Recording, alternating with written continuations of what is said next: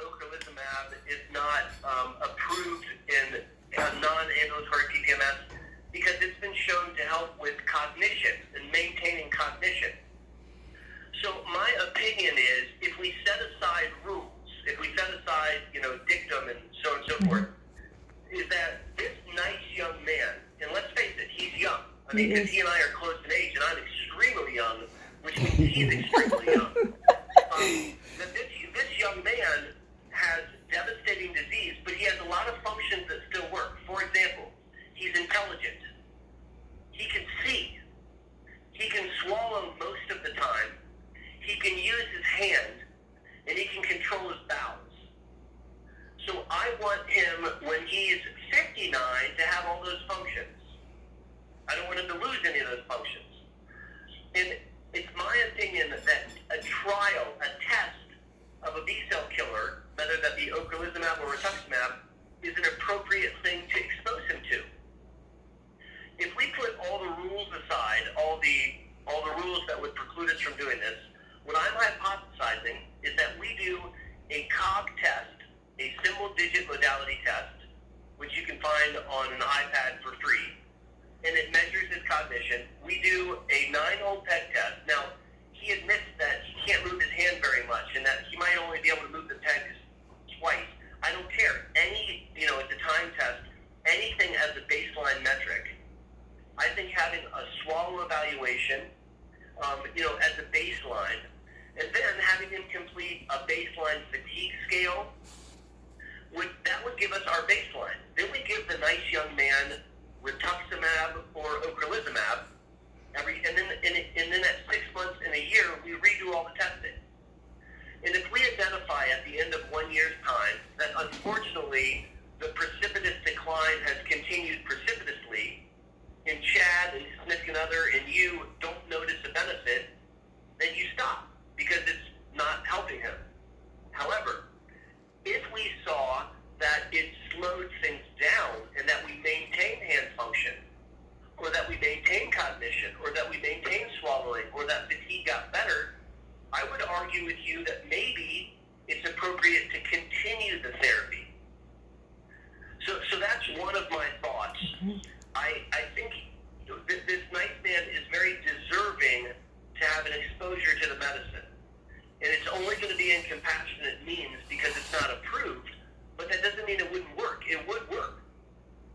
If you look at Bart's MS, which is a large MS center in London, England, they're doing a trial right now called the Chariot trial, which is to prove the fact that in PPMS you can maintain hand function.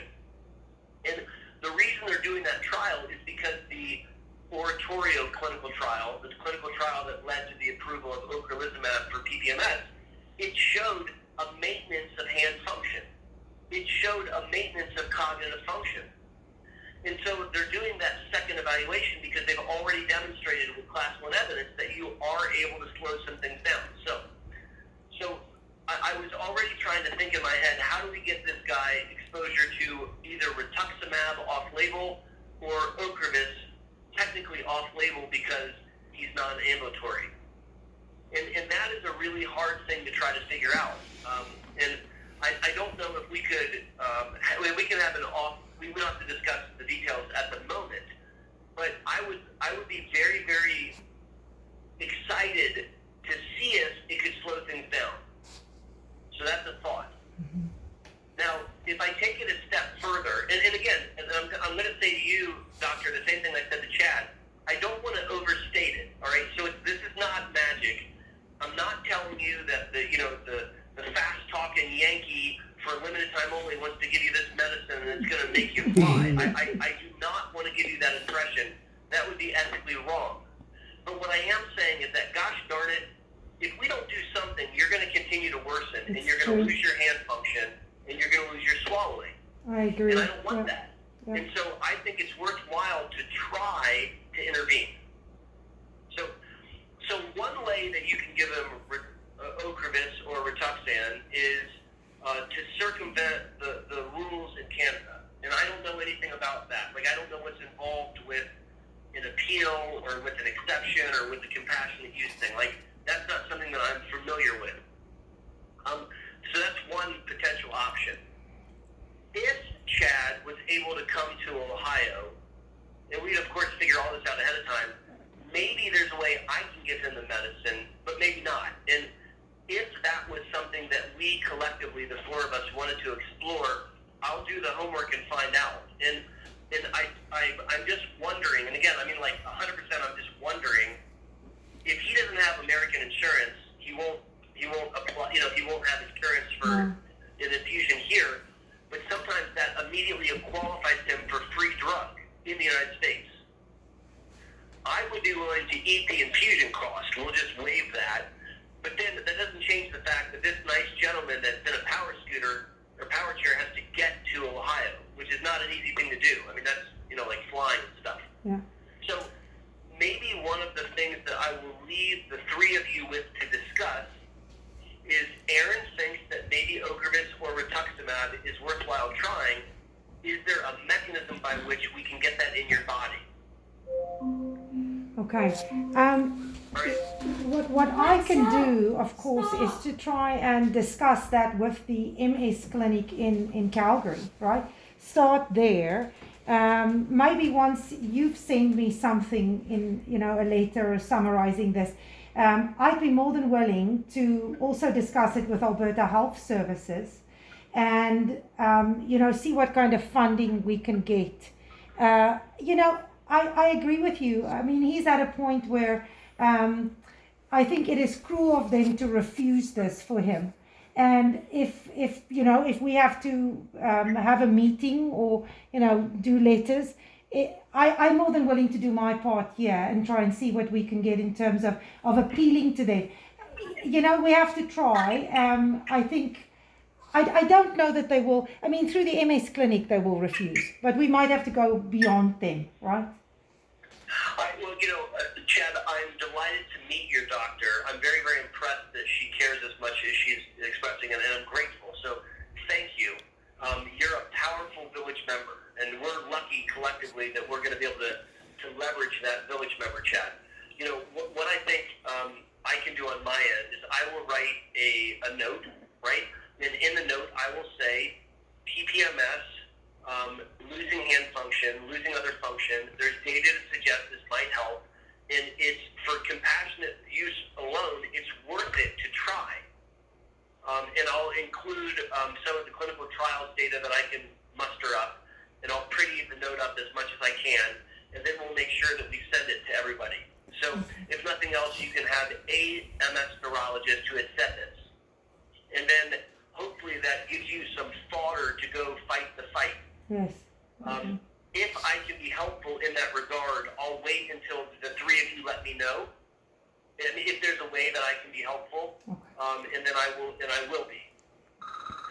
So that is a very large homework assignment. There were a couple other things that I wanted to discuss, and so I'm going to shift gears with your permission. Before I shift gears, do any of the three of you have any other thoughts or questions or comments as it relates to exposing you to Ocrevus to see what we might get out of it? It's an infusion, right? Yes. How often? Ocrevus, How often do you have the infusion? both Ocrevus and Rituxan are given every 6 months. So the first dose they break in half for safety reasons. Half of it's given, and then 2 weeks later the other half is given. And then it's once every 6 months. In the United States, Rituxan is much cheaper than Ocrevus because Rituxan is generic. And so if you were a patient in the U.S., I would try to get you either because they do the same thing. It's kind of like Pepsi Cola and Coca-Cola. They're both colas. They both have caffeine. They're both brown. They both have bubbles. They do about the same thing. Rituxan and Ocrevus do about the same thing. And again, in Canada, I don't know if it remotely even matters, but let's pretend that there was no way you can get Ocra, but there was a way you could get Rituxan. Do that. Because it's really the same stuff. We would only be able to get Rituxan. Yeah. Now, I'll shift gears and I'll talk about the swallowing. So as I listen to you talk, Chad, it's obvious that the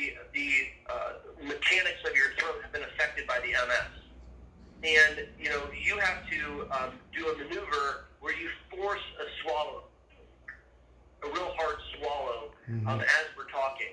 And when we talk, you can get out a few words before you have to take another breath. That's right. And this is consistent with what you and your significant other are sharing with me, that dinner can become scary. You know, that can become a moment. Now, I'm going to be very blunt, and I'm going to talk about death, right? And it's not because I'm trying to be mean or difficult. I don't know how not to be direct. So I hope that that's not offensive. But there's 3 ways that people with MS die. So I'm always thinking about all 3 all the time, right? Mm-hmm. One way is swallowing down the wrong tube. So obviously aspiration pneumonia is a very serious thing. And I don't need to, I mean, I know that you know that, but so one of the things that I think about is, would you benefit, maybe not now, but in the future, from from a G tube or a PEG tube or some type of feeding tube? And I want to explain it a little bit from my perspective. The procedure to have a feeding tube is less complicated than the suprapubic catheter. There's actually less steps involved, right? So it's kind of like getting the suprapubic, but a little bit easier. And what they essentially do is they punch a hole through the belly wall into your stomach, like where the food is. And they make a little conduit, and they put a button on the end of it so you can cap it. So when that's in place, you can eat steak and drink wine. Like, your mouth still works fine. But if you get so tired that it's not safe to swallow, you can get nutrition through the PEG tube. And if you have a situation where, God forbid, you can't swallow, you can give medicines through the PEG tube. So I would recommend that you consider exploring a PEG tube, because there may be days when you need it. So instead of saying, well, today's the day I can't take any nutrition, I can't take any water today, I can't take any of my medicines today, maybe tomorrow I'll be able to swallow. I don't want to have that discussion. I would want to consider a PEG tube for the days when that happens. Say, no big deal, give me water through the PEG tube. No big deal, give me my pills through the PEG tube. So I want you to think about that. You may think about it and decide, yep, I thought about it, I never want to do that, right? But it's one of the things that would create an option for you, and it would potentially keep you out of the hospital. And so that's something to explore. And I hope that you don't find me asking you about it offensive. It's just one of the things that I think about when I talk to you and I listen to the troubles with swallowing. It's not a hard thing to do. I hate to discuss a PEG tube when you're in the hospital and can't swallow. That's not the right time to discuss it. Right. To me, the right time to discuss it is when you don't need it really badly, when it's something that you can contemplate passively. So that's another thing that I would ask you to think about, is whether or not you wouldn't benefit from a PEG tube. Now, the last big comment that I had was a word that you wrote down, and I agree with you. You wrote down polypharmacy. Thank right? you. Yes. The doctors, myself included, are very good at administering medicine. There's a long list. The patients, are very good at receiving medicines.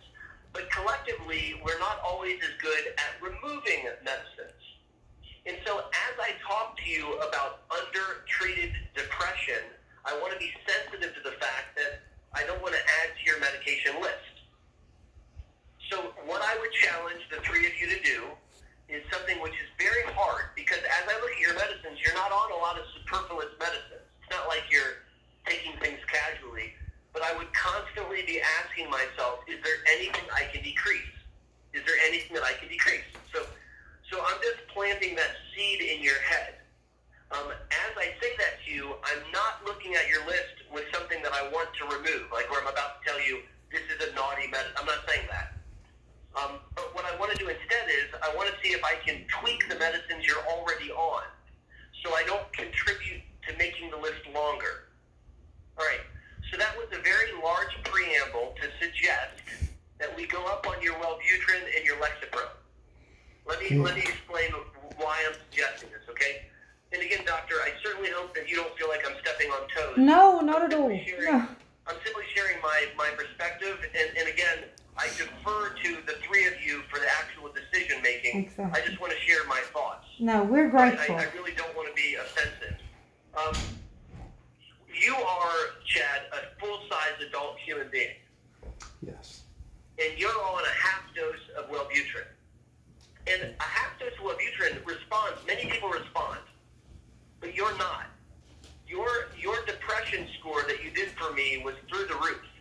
So you're very depressed.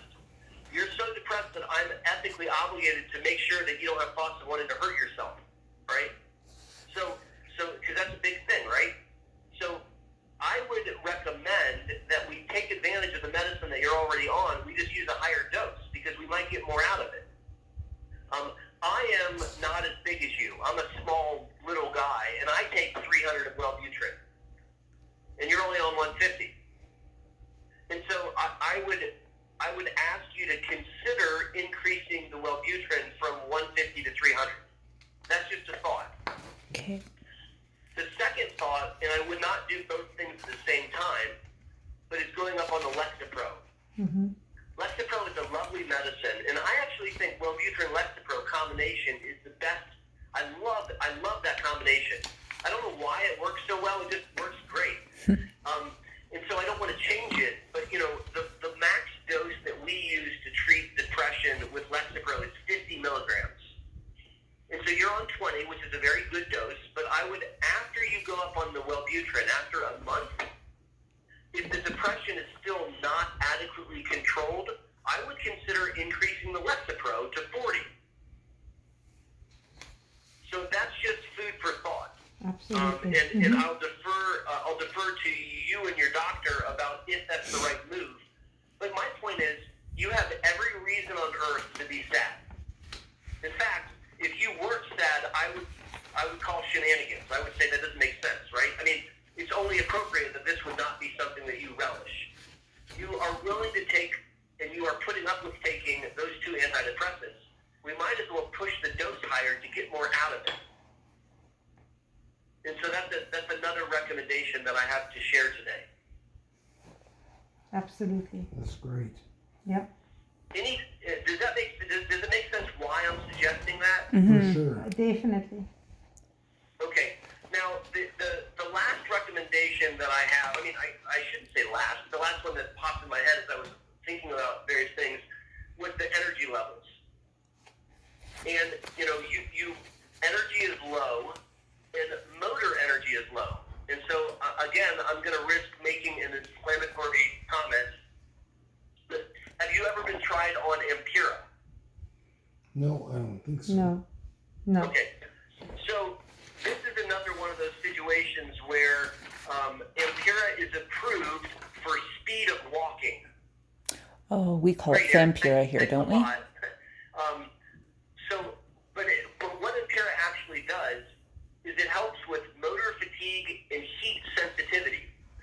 So when you get overheated, your spinal cord short circuits, and it makes it so your hand doesn't work, and so you can't swallow. So I don't give a poo-poo about whether it helps you walk. That ship has sailed. So we're not talking about doing it for walking. We're talking about doing it for hand function. Because what I would be very curious to see is, if we gave you Ampera, which is a pill you take twice a day, can you keep using your hand longer? Can you keep swallowing longer? I mean, like longer, like later in the day. Like when you get tired, does your hand function still work? Right. That's what Ampera does. Now, Ampera only works in about a third to half of people. And probably it's approved in Canada, like in the United States, for speed of walking. So when they say, oh, he's in a wheelchair, then they don't want to give it to you. But they didn't look at the clinical trial very carefully. Because if you look at the data, it works on anything that's heat sensitive. So off-label, I've used it to help with heat-sensitive erectile dysfunction, where a gentleman during intercourse heats up his body and then his stuff stops working. So we give him Ampera, and then he's able to obtain an erection. So, I mean, there's lots of things that Ampera can do more than just help you with walking speed. So, again, that's why I said it's inflammatory. I don't know if you can get a hold of it, but if you can, a trial of Ampera, it would take 1 month. At the end of the month, you would either say, oh my gosh, Aaron, this really helped my hand and my swallowing, or you would say, I didn't notice any difference. And if you didn't notice a difference, then we would stop it. Okay. Now, Impera is a brand name. The medicine is 4-aminopyridine. And I think outside the United States, the brand is called Fampira as opposed to Ampera. Yeah. But it's oftentimes in the United States compounded in compounding pharmacies for about $1 a pill. And so I don't know if you have compounding pharmacies similar to the United States in Canada. I imagine you do. And if so, you might be able to have it compounded. In the United States, when you compound it, it costs about $1 a pill. So it's $60 American bucks for a month, which is really not that expensive considering the branded drug is, very, very expensive. So I'm simply wondering what potential benefits we would have if we used Impera. We can look into it for sure. I think it's worthwhile checking it out just in case. Okay. So hold up then. Sounds like a plan. What else do we want to make sure that we're talking about that we maybe have yet to discuss? I've kind of fired some things at you rapid fire, which is maybe a little bit challenging, and I apologize. Baclofen would be a good one. Okay, let's talk about baclofen. 1 second. I'm just making a note so that later I can type out my letter and not forget elements.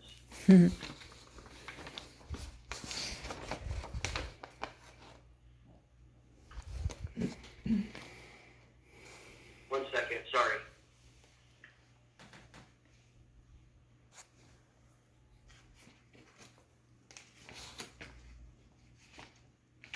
Okay, baclofen. Now, obviously, one of the limitations of telemedicine is the lack of exam, right? Now, I mean, and there's some exam things that we can do, but I have the advantage of a physician next to us, which is a gift. So thank you all. And I guess my question is, how stiff are you? So when we think about spasticity, we think about spasms, which is a limb that shakes, or a cramp like a Charlie horse, or a limb that's hard to bend. So, like a stiff leg or a stiff arm. And I don't have the advantage of examining you, but I don't know if collectively the three of you can share with me the degree to which you're stiff. Well, really His legs stiff. are really bad. Like and first the thing in side. morning. This side, yeah. And his And elbow. it's like all sorts, like stiff, the bouncing limb, and cramping, like I'm not sure what you call it, but like a little spazzing. Like I get spastic bladder. So how much oral baclofen do you currently take? 120 milligrams a day. Total? Yeah. Okay. So let me make some comments about baclofen. So number one, baclofen lasts 5 hours in the human body when you swallow it.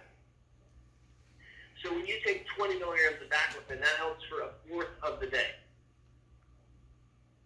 So if you have a 24-hour day in front of you, you're only getting coverage for a section of it, for like a very short portion of it. And if we wanted to have coverage throughout the day, we would need to dose baclofen kind of like breakfast, lunch, dinner, bedtime. Which he does. Yeah. So are you taking 5 milligrams 4 times a day? No, he's taking 30 milligrams 4 times a day. 120 milligrams in total. Oh, okay. I thought you told me you were on 20 total. No. Got it. No.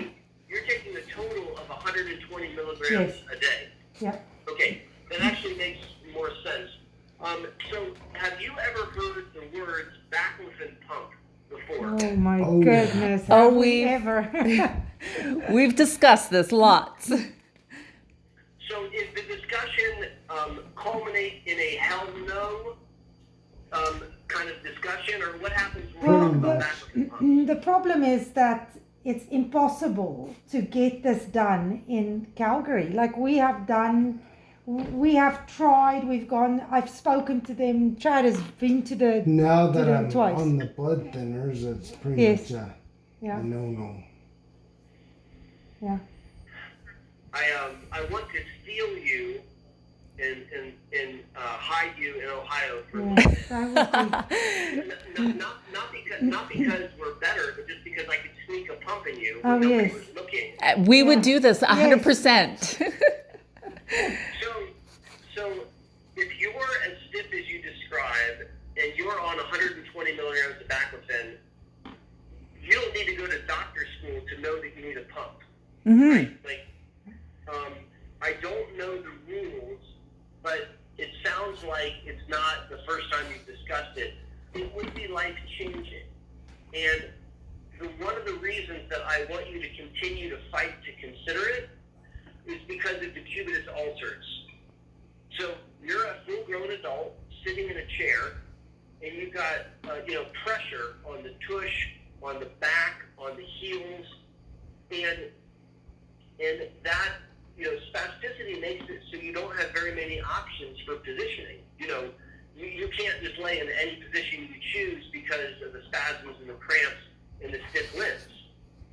And so if you had a baclofen pump, it would potentially be ultimately life-saving because it would help prevent contractures and decubitus ulcers. Now, before I go any further, I just have to show you my dog. Aww.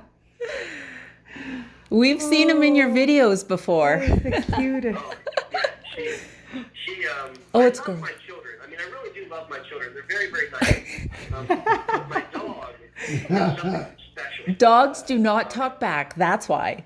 No, my kids are camping, and I had the day off yesterday, and I called them because they had cell phone coverage, and I said, hey, Mom and I are thinking of coming out and visiting, and they said, please don't. So the dog is happy to see me. Of course. So that's just lovely. Sorry, so I just had to have River say hi. Aw. So my point is, if you could explore a baclofen pump, and I appreciate that it's complicated. I appreciate that on a blood thinner it's complicated, but I've done it many times, so it's medically doable. I mean, it's like medically doable. It's just probably logistically very, very challenging. And again, I don't know in Calgary what the resources or lack of resources are, but it would be life-changing because you wouldn't have spasms, you wouldn't have cramps, your limbs could be easily bent. So your girlfriend could cross your legs for you like that, like it was no big deal, Just kidding. right? If somebody had to help you get cleaned up, like let's say that you needed to be wiped down or whatever, you're not trying to, pull the legs apart, it would be Yeah. loose. And I would like that experience for you. I guess I would vote that it remains a goal to explore. And again, I don't know enough about physical medicine rehabilitation in Canada or neurology in Canada to be able to guide you, except to say that I have a lot of experience with baclofen pumps, and golly gee, you deserve a test dose to see if it can help you. Mm-hmm. Definitely got my approval. Well, Doctor, I'll include in my letter to you the fact that I think that he is an excellent candidate for a test dose of a baclofen pump, just in case that helps That would facilitate be, a conversation. yes, that would be great. It's been such a struggle. I mean, now that he's on the blood thinners, they've just sort of like it's not going to happen. Yeah, they have written it off. Like they will not do it. And so I'm more than willing to go back and talk to Dr. McGowan again. But it would be great if we had a letter. That might help. Yes, I'm sure it will help. Yeah. Because I'm, he's the only one, right? Yes, he's there. I will do that. I'm considered a so-called pump expert, that whatever that means. I guess that means I wrote a lot of papers on pumps, but I'll write a letter and I'll say that in my expert opinion, this is a requirement. And let's be honest, you're taking blood thinners by pill. You just stop for a couple days. I know. You do the test dose and then you start again. And yes, you have to sign a consent. And yes, you could throw a clot, but you're not a dumb person. You're a smart person, and you understand that. And in my opinion, you're allowed to take that risk. Mm-hmm. Like that's something you're allowed It's your to choose decision. to do. Yeah. I think that in my letter I will include a hefty discussion saying that not just that it's a good idea, but that it's required to prevent contractures and acute ulcers, which could lead to death. So when you read it, if it sounds a little inflammatory, again, I'm just trying to help. No, that's okay. good. You use all the words you need to use. Yeah. We give you full permission. Okay, well that sounds like something that I will definitely include. So the things that I'm going to put together in this letter, Chad, are the concepts of using Ocrevus for compassionate use, the concepts of Ampera, increasing Wellbutrin and Lexapro, discussing a PET tube as something to consider, and discussing a baclofen pump as something to consider. Yes. When I put my first baclofen pump in my first patient, this was like 100 years ago, I asked him, I said, after it was all done, I said, what do you think? And he said, Aaron, I'm one step closer to becoming a cyborg. Thank you. I've never forgotten that. It was the funniest thing. I had never thought about that. But and the guy's still my patient today, and he's not any more of a cyborg than then, but it was really, really funny. He's like, I'm turning into a cyborg. Thank you. Yeah. Pretty funny. Are there any other things that you want to make sure that we're talking about? These to me are the biggest things, and yes, there's several small things that we could think about, but as far as bang for our buck, these are the big daddies. For sure, I think we hit it off good because the fatigue and the pain and the spasticity, that's all the big things, right? Mm-hmm. Yep, I think those are really big. As it relates to energy, if you take more Wellbutrin, it'll probably give you a little bit more energy. And I mean a little, like I'm not overstating it, but it can do that. You're on a stimulant, and once the Lexapro and Wellbutrin have been adjusted, if Ampera is on board, or if not, once all of that's sorted, then it might be reasonable to look at energy levels by altering two medicines. If you get a baclofen pump, you'll have more energy because you'll come off your oral medicines. And if I gave your girlfriend 120 milligrams of baclofen, your doctor would resuscitate her because she would be asleep, like she would be like comatose on the floor. True. And you've gotten used to it, but it's a very sedating amount of medicine. And so a pump would actually give you more energy because we remove baclofen orally. I also think trying to go up on the stimulant is reasonable. Now, when I use stimulants, I typically use a medicine called Provigil or Nuvigil. The generic names are modafinil or armodafinil. No. Okay. And those are central acting stimulants that I have very good success with. Okay. A dose of around 100 to 150, 200, somewhere in there is where I would spend my time.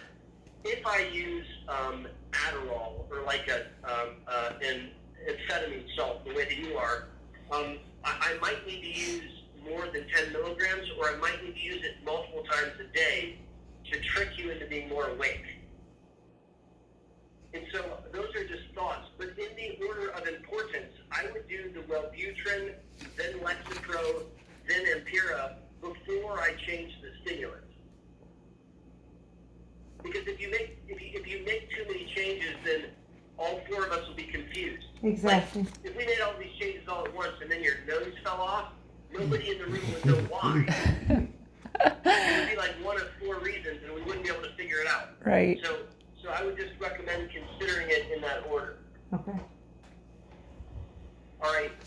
Do you guys have my cell phone number? Yes, we That's need this number.